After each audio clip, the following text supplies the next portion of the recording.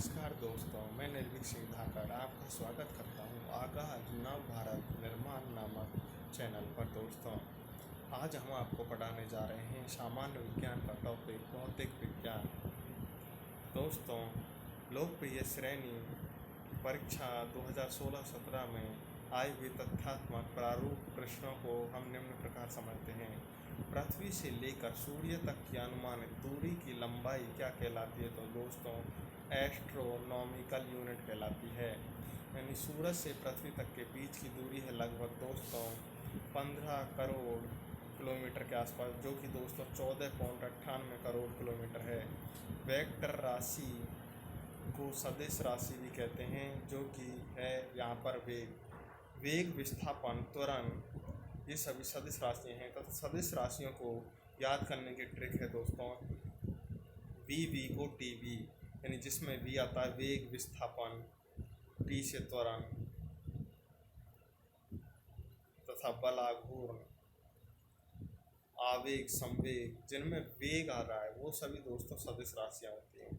विद्युत धारा अदिश का उदाहरण है। इसमें दिशा होती है लेकिन परिमाण नहीं होता। सदिश वो होती हैं जिनमें दिशाएं एवं परिमाण दोनों होते हैं, वो राशियाँ सदिश राशियाँ होती हैं। दोस्तों, समय, तापमान, दूरी एवं वेग से कौन सी एक वेक्टर मात्रा है? तो वेग है दोस्तों। वेक्टर का मतलब होता है दोस्तों सदिश। फ्रेम के संदर्भ में जो समय का फंक्शन है एक वस्तु की स्थिति में परिवर्तन की दर को दोस्तों वेग कहते हैं। मास प्रति यूनिट वॉल्यूम है दोस्तों घनत्व का। मास प्रति यूनिट वॉल्यूम क्या है? तो मास प्रति यूनिट वॉल्यूम दोस्तों घनत्व का यूनिट है। दबाव को दोस्तों बल एवं क्षेत्रफल से मापते हैं। दाब का मात्रक होता है दोस्तों न्यूटन मीटर स्क्वायर। दाब की एसआई इकाई है दोस्तों न्यूटन प्रति वर्ग मीटर। गति, संवेग, विस्थापन एवं वेग में से गति एक अदिश राशि है, जबकि संवेग, विस्थापन एवं वेग जो कि सदिश हैं। गति, समय, द्रव्यमान एवं त्वरण में से त्वरण एक सदिश राशि है, जबकि गति, समय एवं द्रव्यमान अदिश राशियां हैं। द्रव्यमान तथा भार में से दोस्तों द्रव्यमान एक अदिश राशि है, जबकि भार एक सदिश राशि होती है। पानी का घनत्व क्या है? तो पानी का घनत्व होता है दोस्तों 1000 किलो प्रति घन मीटर। गैलन सामान्यतः इस्तेमाल किया जाता है दोस्तों लिक्विड के आयतन की माप के रूप में, यानी कि द्रव के आयतन की माप के रूप में। मेज पर रखी गई वस्तुओं का ढेर जड़ता के कारण हटता नहीं है। मेज पर रखी गई वस्तुओं का ढेर किसके कारण नहीं हटता है? तो दोस्तों जड़त्व या जड़ता के कारण।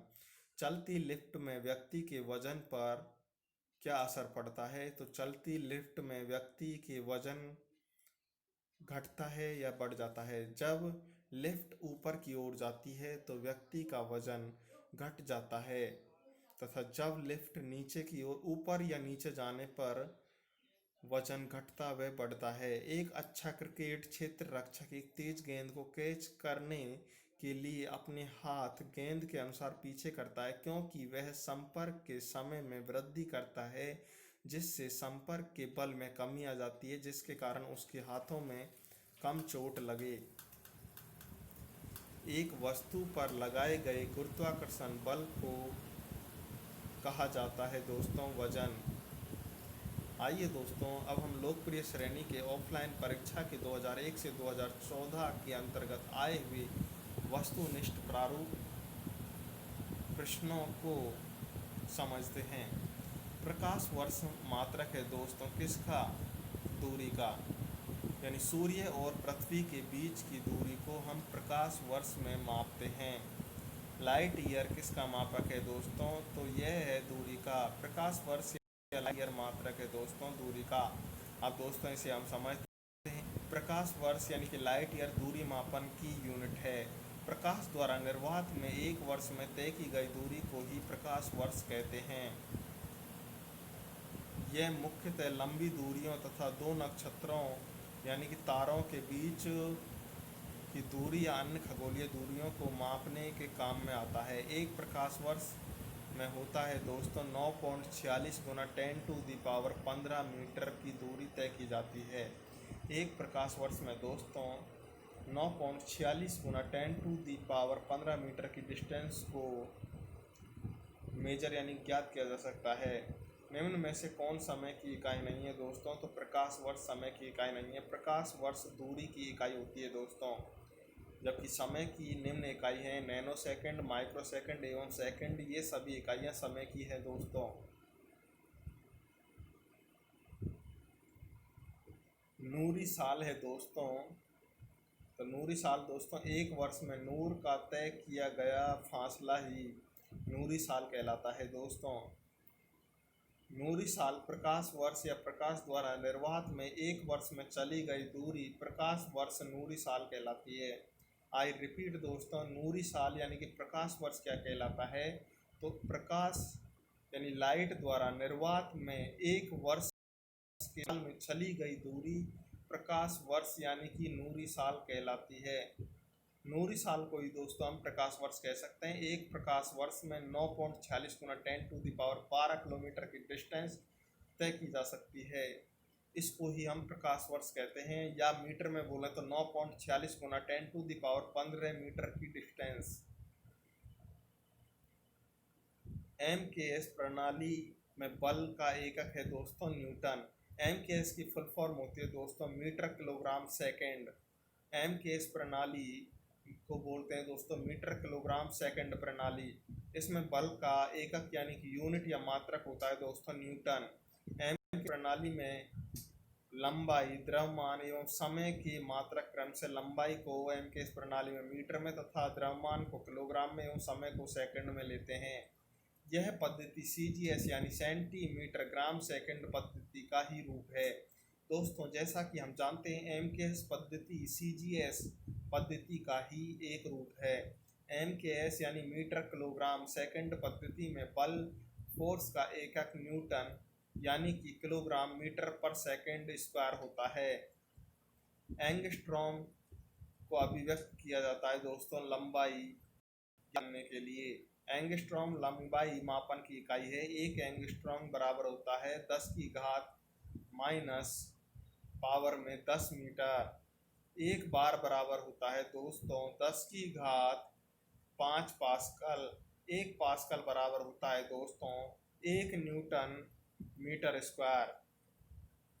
एक पास्कल बराबर क्या होता है दोस्तों? तो एक पास्कल बराबर होता है 1 न्यूटन स्क्वायर। एक बार बराबर क्या होता है दोस्तों? तो एक बार बराबर होता है 10 की घात 5 न्यूटन मीटर स्क्वायर। एक पास्कल बराबर होता है 1 न्यूटन पर मीटर स्क्वायर तथा एक बार बराबर होता है दोस्तों 10 की घात 5 न्यूटन पर मीटर स्क्वायर। एक बार बराबर होता है दोस्तों 10 की घात 7 पास्कल के। सॉरी दोस्तों, असुविधा के लिए। ल्यूमेन किसका मात्रक है दोस्तों? तो ल्यूमेन मात्रक है ज्योति फ्लक्स का। ल्यूमेन मात्रक किसका है दोस्तों? तो ल्यूमेन मात्रक है दोस्तों ज्योति फ्लक्स का। ल्यूमेन ज्योति फ्लक्स यानी ल्यूमेनियस फ्लक्स का मात्रक है किसी स्रोत द्वारा 1 सेकंड में उत्सर्जित प्रकाशमितीय ऊर्जा यानी कि दृश्य प्रकाश लाइटिंग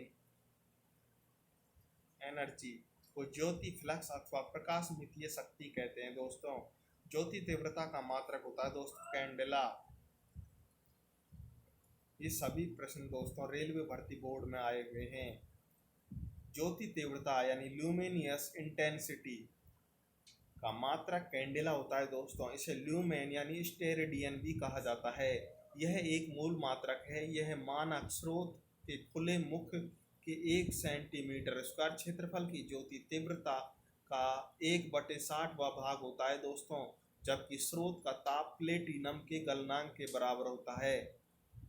आई रिपीट, ज्योति तीव्रता यानी कि ल्यूमिनियस इंटेंसिटी का मात्रक कैंडेला या ल्यूमेन पर स्टेरेडियन भी होता है।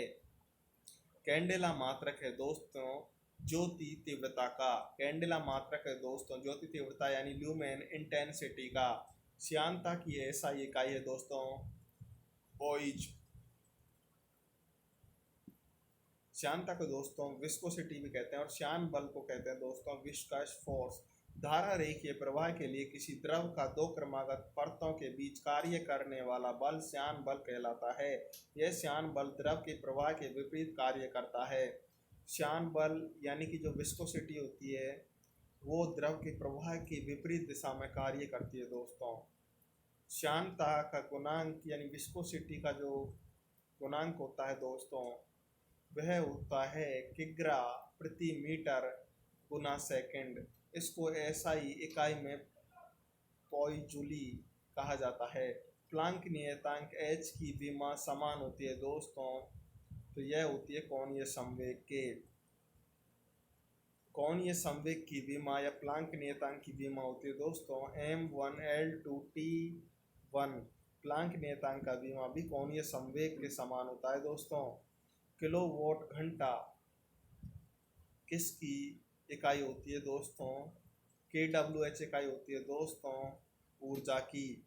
किलोवाट आवर जो यूनिट्स होती है वो होती है दोस्तों ऊर्जा की इकाई। 1 किलोवाट शक्ति द्वारा यदि 1 घंटे का कार्य किया जाता है तो उसमें खर्च ऊर्जा 1 किलोवाट घंटा कहलाती है दोस्तों। अतः यह ऊर्जा की इकाई होती है। कोणीय वेग की विमा क्या होती है? तो कोणीय वेग की विमा होती है m0l0t-1। कोणीय वेग की विमा होती है m0l0t-1। प्रवणता वेग एवं कोणीय वेग की विमा समान होती है। त्वरण की इकाई होती है मीटर पर सेकंड स्क्वायर। त्वरण की एमकेएस प्रणाली में इकाई मीटर पर सेकंड स्क्वायर होती है, जबकि सीजीएस प्रणाली में त्वरण की यूनिट होती है सेंटीमीटर पर सेकंड स्क्वायर होती है। त्वरण प्रति सेकंड वेग में वृद्धि को कहते हैं। त्वरण किसे कहते हैं? 1 सेकंड में जो वेग में जो परिवर्तन होता है उसे ही त्वरण कहते हैं। त्वरण वेग में परिवर्तन अपॉन समय अंतराल को ही त्वरण कहते हैं। इसकी विमा होती है m0l1t-2। 1 किलोमीटर में कितने मिलीमीटर होते हैं? तो 1 किलोमीटर में दोस्तों 10 लाख मिलीमीटर होते हैं, जैसा कि आप सभी यहाँ पर देख सकते हैं ऑप्शन सी। 1 किमी बराबर होता है 1000 मीटर।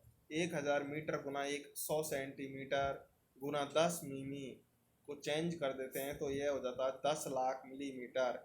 1 फेम्टो बराबर होता है दोस्तों 10 की घात -15 मीटर के। 1 फेम्टो किसके बराबर होता है दोस्तों? तो 1 फेम्टो बराबर होता है दोस्तों 10 की घात -15 मीटर के। एसआई सिस्टम में फेम्टो 10 की घात -15 मीटर को दर्शाता है। इसको 1964 ईस्वी में स्वीकार किया गया था। इसमें मीटर लगा देने पर यह फेम्टोमीटर हो जाता है दोस्तों। इसका मान 10 की घात -15 मीटर होगा। एक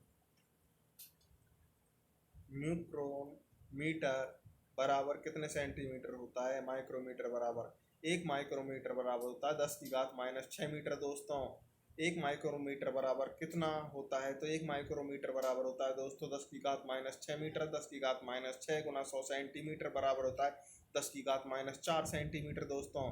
1 माइक्रोन किसके बराबर होता है? तो 0.01 मिमी। यह प्रश्न दोस्तों आरआरबी ईएसएम 2004 एवं आरआरबी लोको पायलट 2018 में भी यह प्रश्न प्री एग्जाम में आया था दोस्तों।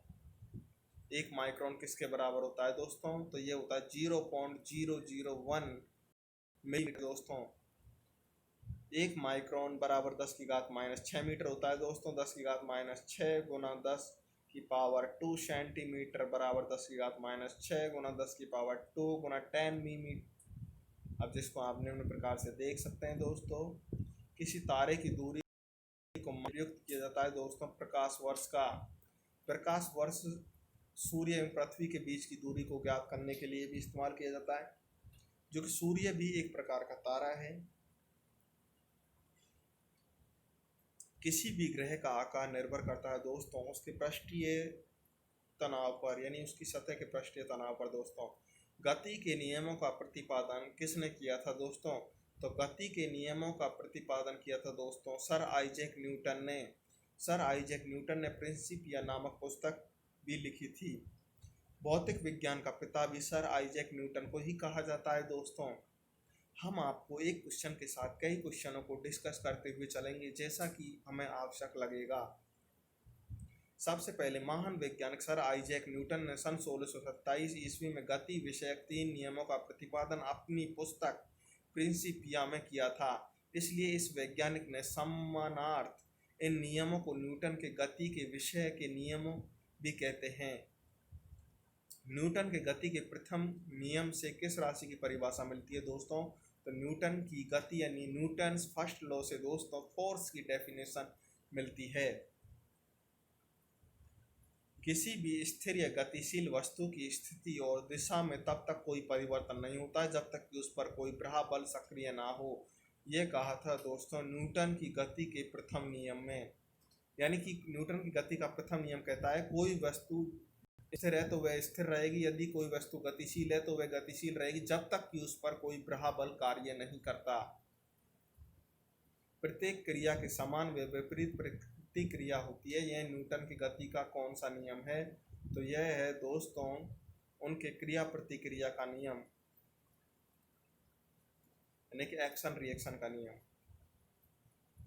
न्यूटन की गति का द्वितीय नियम होता है दोस्तों F बराबर m, जबकि न्यूटन की गति के तृतीय नियम के अनुसार प्रत्येक क्रिया के सदैव बराबर एवं विपरीत दिशा में प्रतिक्रिया होती है, जो कि न्यूटन की गति का तृतीय नियम कहता है। इस बात को दोस्तों ऐसा क्या रॉकेट कार्य करता है संवेग संरक्षण के सिद्धांत पर, यह न्यूटन्स 3 लॉ, जिसमें दोस्तों जैसे कि आपने देखा होगा रॉकेट जब ऊपर उड़ता है तो उसमें से बहुत तीव्र गति में दोस्तों गैसें यानी कि जो ईंधन जलता है उसका दहन होता है वो दोस्तों बहुत तेज स्पीड में नीचे की तरफ आता है। तो यानी कि जितनी फोर्स से वो नीचे की तरफ गैसें निकलती हैं रॉकेट में से उतनी फोर्स से रॉकेट ऊपर की तरफ जाता है। या फिर आप जैसे जान लीजिए जैसे कि कोई व्यक्ति बंदूक चलाता है तो जिस गति से बंदूक से गोली आगे की तरफ निकलती है उसी गति से बंदूक पीछे की तरफ धक्का मारती है। इसे ही न्यूटन की गति का तृतीय नियम यानी कि क्रिया प्रतिक्रिया का नियम भी कह सकते हैं। कालीन से धूल हटाते समय हम इसको अचानक झटका देते हैं अथवा छड़ी से पीटते हैं, इसका कारण क्या है दोस्तों?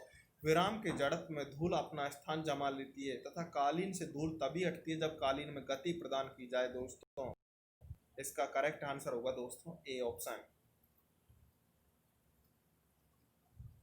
किसने कहा है कि एक पिंड विराम में तब तक रहेगा जब तक कि बाहरी बल पिंड पर कार्य नहीं करता दोस्तों? ये कहा था दोस्तों अल्बर्ट आइंस्टीन ने। नहीं दोस्तों ये न्यूटन जी ने कहा था दोस्तों, गलत, सॉरी सर। ये कहा था सर आइजैक न्यूटन ने अपने स्थितिक जड़त्व के नियम में कहा था। एक गतिशील बस में ब्रेक लगाने से सवारी आगे की ओर झुक जाती है। यह है न्यूटन की गति के प्रथम नियम यानी जड़त्व के नियम से। न्यूटन की गति का कौन सा नियम जड़त्व की व्याख्या करता है? तो यह करता है न्यूटन की गति का प्रथम नियम।